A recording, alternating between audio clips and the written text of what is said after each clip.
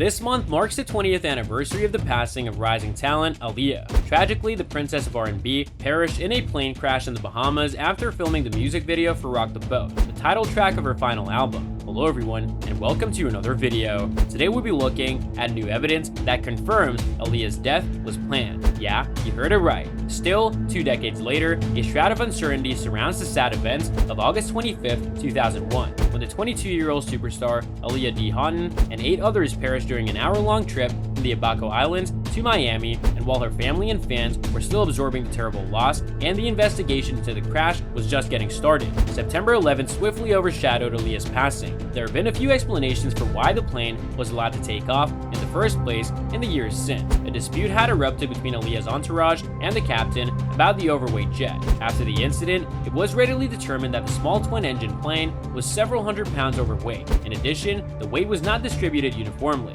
which would have made it more difficult to fly the aircraft after it was airborne. In 2002, a toxicology investigation revealed that the inexperienced pilot had cocaine and alcohol in his system. This was the most recent major development. Kathy Iandoli, a renowned novelist and music journalist, has never found a satisfactory explanation for the occurrence. Why would Aaliyah, a renowned nervous flyer, insist on boarding this little plane that was obviously overcrowded with luggage, especially since a chartered plane was scheduled to pick her up the next day? Iandoli discovered what she believes to be the final piece of the puzzle while researching and writing her upcoming book, Baby Girl, better known as Aaliyah, which will be released on August 17th by D3ath Books. This has provided her with a long-awaited closure regarding the singer's death, she tells the Daily Beast. It originated from Kingsley Russell, whose family had a cab and hotel business on the Abaco Islands. Russell made a since-deleted YouTube video in February 2020, shortly after the death of Kobe Bryant, in which he described how the helicopter crash was triggering because it reminded him of the day that he witnessed Aaliyah being taken on board a fatal flight while she was asleep, knocked out by a member of her team. Russell recalled hearing the unmistakable sound of the airplane plummeting into the ground within minutes after he saw her entourage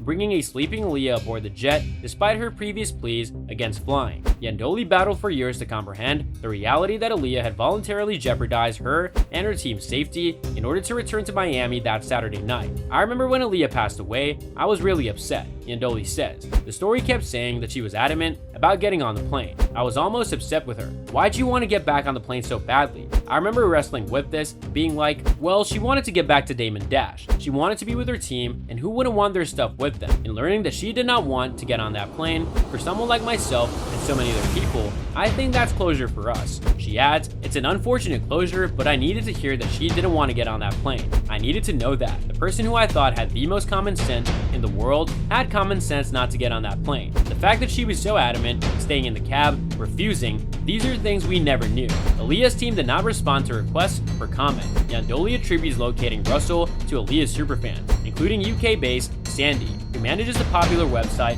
Aaliyah Archives. Sandy had discovered Russell's YouTube video and forwarded it to Iandoli one evening. She's like, you've got to go after him, recounts Iandoli. Even if he's lying, let's determine if he's lying. That essentially summed up the situation. Iandoli sent Russell a private message on YouTube, explaining that she was writing a book about Aaliyah and requesting a conversation. Russell informed Iandoli that he had received a number of messages and that he was only interested in communicating with her since Aaliyah had advised him during their final ride to the airport. If you want to achieve anything, become an author. Russell, believing that he was destined to speak with Iandoli, began relating a narrative that he had been told to keep to himself for years. Russell, who was 13 years old in 2001, entered Aaliyah's orbit by working as her team's baggage carrier. His aunt, Annie Russell, who was organizing the team's transportation and scouting filming locations, secured the tip-based position. Annie Russell testified at the 2003 coroner's inquiry into Aaliyah's death, expressing worry that the crew had brought too much camera equipment on the plane. Russell was able to converse with Aaliyah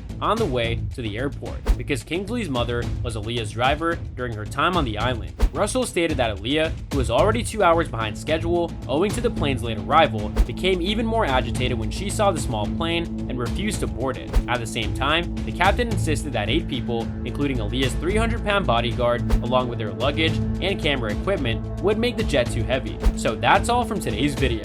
If you enjoyed it, remember to leave a like, subscribe, and ring that bell icon so that you never miss our upcoming videos. And don't forget to share your thoughts in the comments section below. Stay tuned, and we'll catch you in the next video.